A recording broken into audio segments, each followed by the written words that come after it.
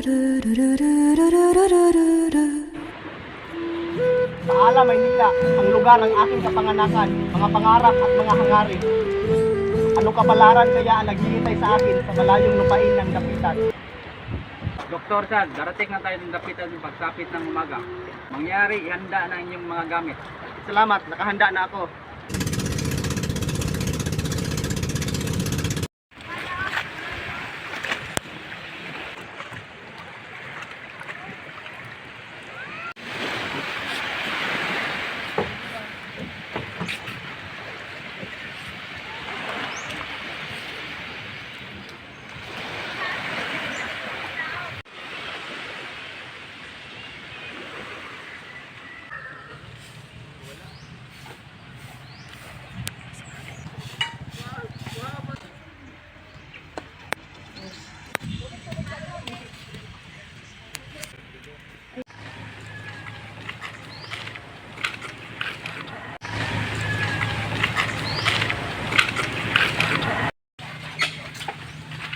Jose, may natanggap akong sulat mula kay Father Pablo Pastel. May mga kondisyon silang ibinigay sa inyong pananatili sa kumbinto.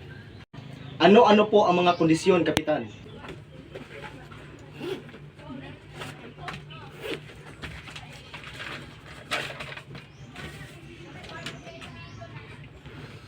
Una, kailangan mong bawiin ang lahat ng inyong sinasabi laban sa relihiyon at gumawa ng mga pahayag na pro-Espanyol at laban sa revolusyon. Pangalawa, kailangan mong sumunod sa mga ritual ng simbahan at ikumpisal ang inyong mga nagawang kasalanan. Panghuli, kailangan mong magpakabait bilang isang mamamayang Espanyol at isang reliyosong tao. Hindi ko po matatanggap ang mga kondisyong iyan. Hindi ko maaaring talikuran ang aking paniniwala at prinsipyo. Naiintindihan ko ang iyong damdamin, Jose. Dahil dito, hindi ka mananatili sa kumbinto. At dito ka titira sa aking bahay. May tiwala ako sa iyo. Marami pong salamat, Kapitan. Napakalaki po ng aking pasasalamat sa inyong kabaitan at pag-unawa. Wala iyon, Jose. Nakita ko ang inyong kabutihan at katalinuhan. Kaya nga, hinayaan kitang gumala dito sa dapitan. Tunay pong napakalaking bagay ito para sa akin, Kapitan. Nakakatulong ako sa mga tao dito at magiging mas produktibo.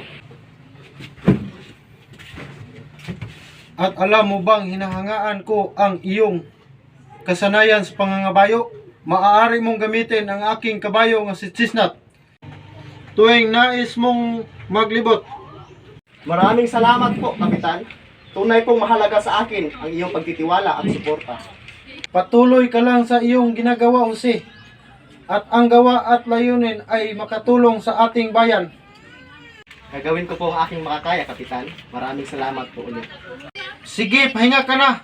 Bukas ay isa na namang bagong araw para sa ating lahat. Anong kabastusan ito? Pinaratangan ako sinungaling ng Francis na iyon? Jose, narito ang liham mula kay Lardet. Hindi ko sinasadya pero nabasa ko na ang laman. Pasensya na. Antonio, hindi ko matatanggap ang ganitong pag-aakusa. Dapat humarap siya sa akin.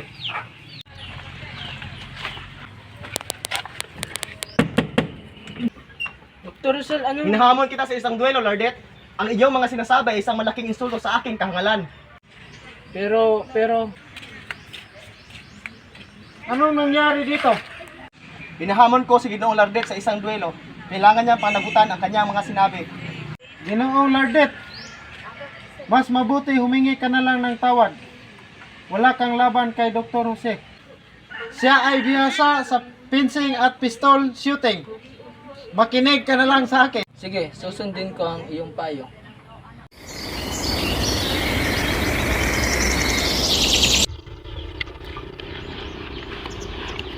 Rizal, kumusta ka? Aking dating estudyante. Padre Sanchez, maligayang pagdating sa dapitan. Ano ang nagdala sa iyo dito? Ako ipinadala ni Padre Pastels upang makipag-usap sa iyo tungkol sa iyong pananaw sa relihiyon. Alam mo na, matagal ko nang pinanindigan ang aking pananaw sa relihiyon, Padre. Rizal, naintindihan ko yung punto.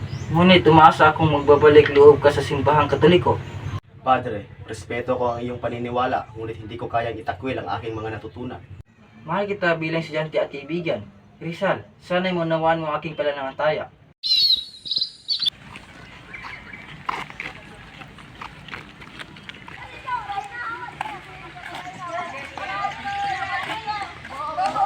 Padre, nais ko pong ibigay sa inyo ang maliit na regalong ito bilang tanda ng aking pagpapahalaga. Ano ito, Rizal?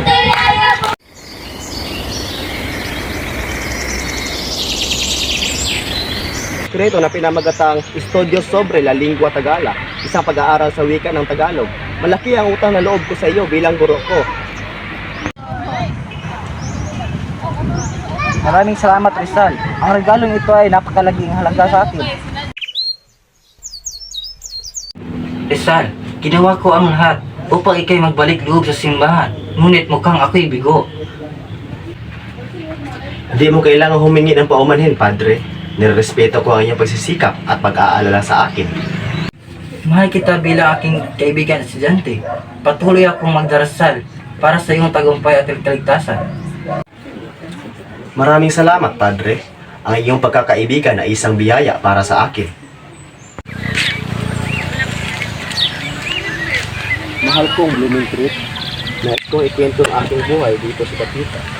May 3 akong bahay dito. Isang parisukat, isang asagunal, at isang akutagunal. Kuya, ang mga estudyante niyo po ay naghihintay na sa inyo. Maraming salamat, Rining. Ipagpapatuloy ko na lamang ang pagsusulat ko mamaya.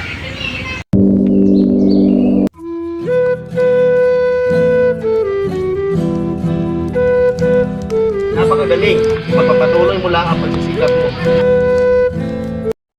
Tahimik at mapayapa ang gabi dito sa Dapitan. Isang magandang gabi para mag-aral at magmuni-muni. Magandang gabi. Ako po si Pablo Mercado, isang malayong kamag-anak ni Dr. Rizal. May dala pong mahalagang sulat para sa kanya.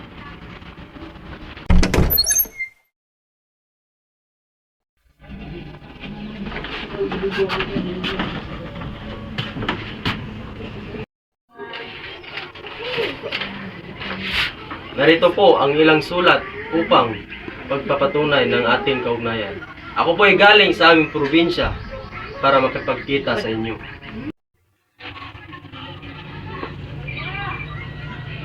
Kakaiba ang iyong mga dokumento, ngunit bilang isang bisita, kayo'y aking tatanggapin. Pumasok kayo at magpahinga muna dito ngayong gabi.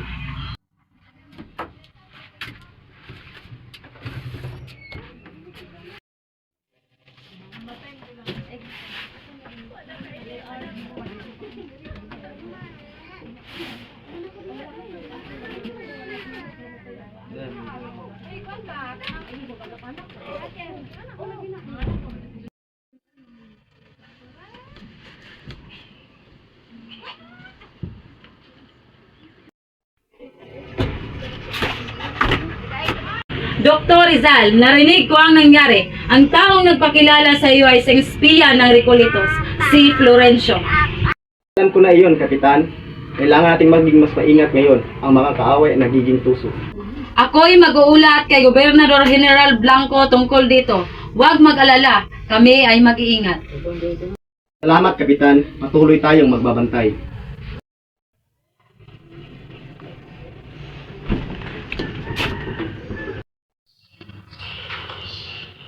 Huwag kang mag-alala. Gagawin ko ang lahat upang magamot ka. Libre ang gamot na ito para sa iyo.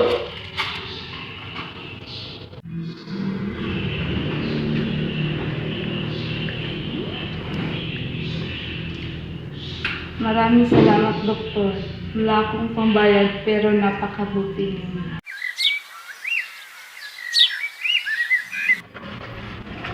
Nay, nandito na tayo. Kuya Jose, maraming salamat sa pag-anyaya sa amin dito. Salamat at napasyal kayo dito.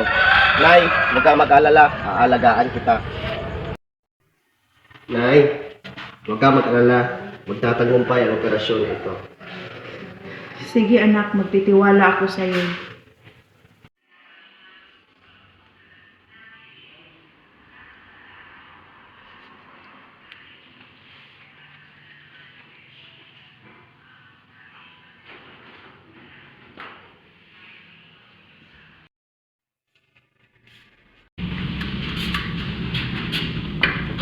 Salamat anak at bumalik na ang paningin ko. Salamat, Nay. Ang Diyos ang nagpagaling sa iyo.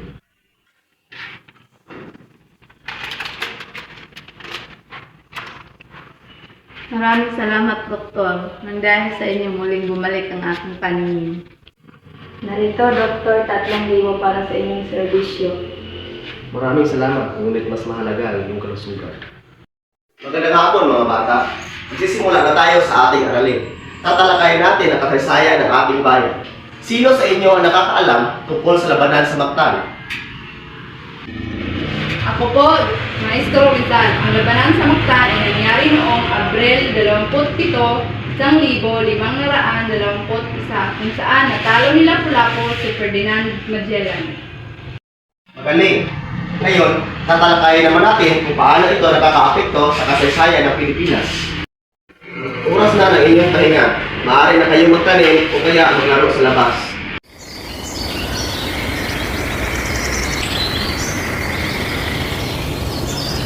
Kuya Jose, talagang napakaganda ang ginawa mo dito sa dapitan. Talagang napakasipag mo. Salamat, Rene. Ang lupang ito ay kalahating oras lamang mula sa dagat at napakaganda ng tanawin dito. Isipin mo, kapag natapos ang lahat ng ito, tayo ay gagawa ng napakalaking bahay na tayong lahat ay maaring tumira. Jose, narinig ko mayroon kang bagong makinarya mula sa Estados Unidos. Paano mo ito nagawa? Oo, kuya. Natutunan ko ang mga modernong pamamaraan ng agrikultura sa Europa at Amerika. Importante na iwanan natin ang makalumang sistema ng pagtatanim at tanggapin ang mga bagong teknolohiya. Ginoong Rizal, paano po kami makikinabang sa bagong pamamaraan na ito? Magandang tanong iyan. Kapag natutunan na ninyo ang mga modernong pamamaraan, mas magiging produktibo at epektibo ang inyong pagtatanim. Mas mataas ang ani at mas konti ang pagod na kailangan. Napakalaking tulong ng mga makinaryang ito, Ginoong Rizal. Ngayon ay mas mabilis naming natapos ang trabaho. Ngunit kuya, sigurado ka ba na magtatagumpay ang planong ito? Oo, Trining. Isinulat ko na ito kay Hidalgo, ang ating bayaw. Hindi ko man matupad ang mga plano sa Borneo, pero naniniwala ako na sa tulong ng lahat, magtatagumpay tayo rito. Kurtado mi kami, Jose. Sama mo kami sa lahat ng inyong mga plano.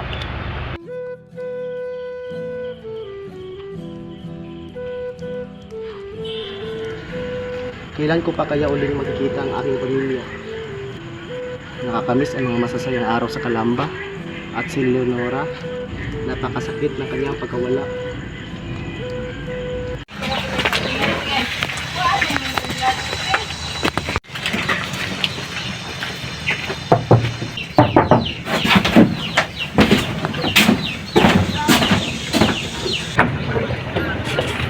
Magandang araw po. Nandito po kami upang magpakonsulta kay Dr. Rizal. Magandang araw rin. Ako si Dr. Rizal. Anong maipaglilingkod ko sa inyo? Si Mr. Topher po ay bulag. Sinabi ng mga doktor sa Hong Kong na kayo lang po ang makakatulong sa kanya. Pumasok po kayo. Gagawin ko ang lahat ng aking makakaya.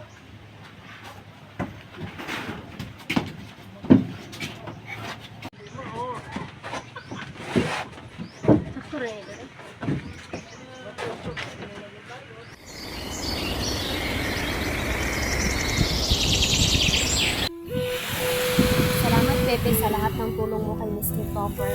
Wala yun, Josephine. Napaligaya mo ako sa iyong presensya. Mahal kita Pepe. Mahal kita, Josephine. Handa ako magpakasal para sa iyo.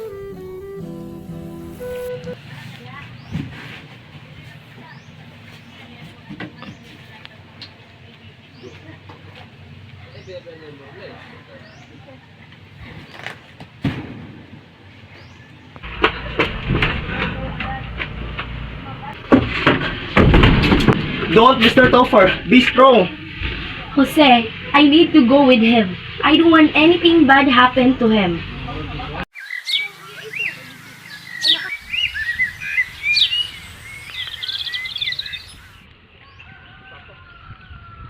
Wala nang babalik ang pamilya si Mr. Topper sa Hong Kong. Nais ko nang manatili sa iyong paligid. Kung gayoy, magpapakasal tayo kahit walang pare. Magpapaalam tayo sa Diyos.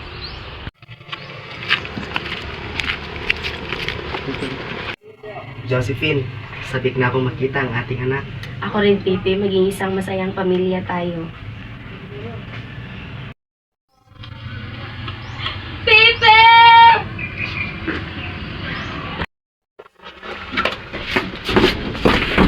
Josephine, anong nangyari sa'yo? Pipi, ang ating anak. Anak ko, Francisco, paalam. Pipi, kahit anong mangyari, andito ako. Mahal kita. Mahalin kita, Josephine. Ang puso ko ay patuloy na pipintig para sa'yo.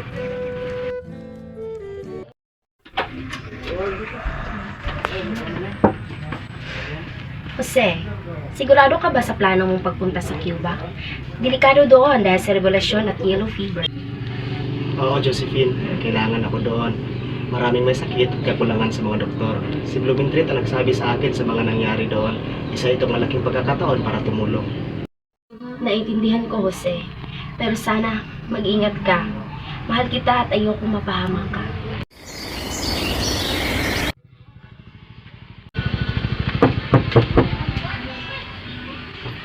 Ginoong Rizal, may liham po para sa inyo mula kay Gobernador General Ramon Blanco. Maraming salamat.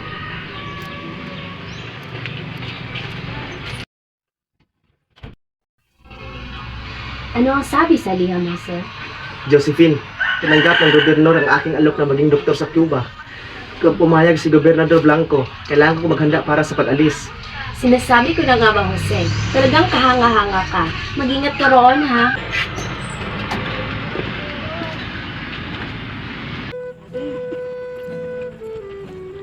Ang 4 na taon na pananatili ko dito sa Dapitan ay nagwakas na. Jose, malungkot man ito, ngunit ito ang bagong simula para sa'yo.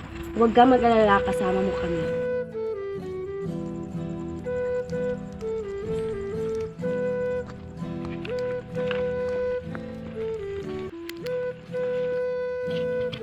Jose, mag-ingat ka palagi. Huwag mong kalimutan ang mga mahal mo sa buhay.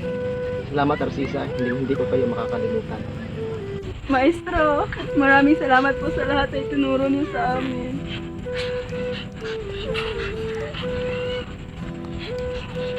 Huwag kayo mag-alala. Patuloy kayo mag-aral at magpakabuti. Ang inyong tagumpay ay magiging tagumpay ko din.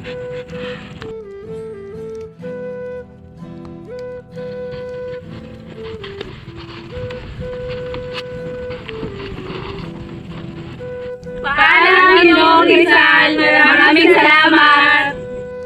Paalam, Dapitan. Ang inyong kabutihan at pag-aaruga ay hindi ko makakalimutan.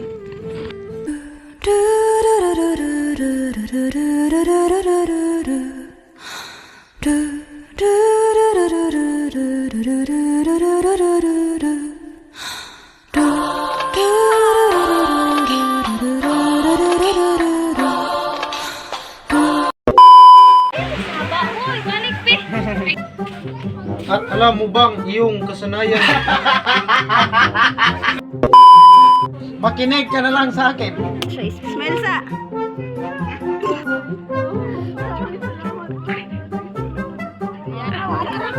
Play. Sabik na ako makita. Josephine! Anak!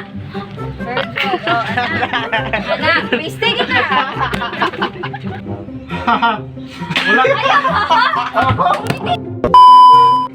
Wala yun, Jose. Ay, wait lang. Play. Josephine, sabik na ako makita ang ating anak. Ako rin, Pipi, maging isang masayang pamilya tayo.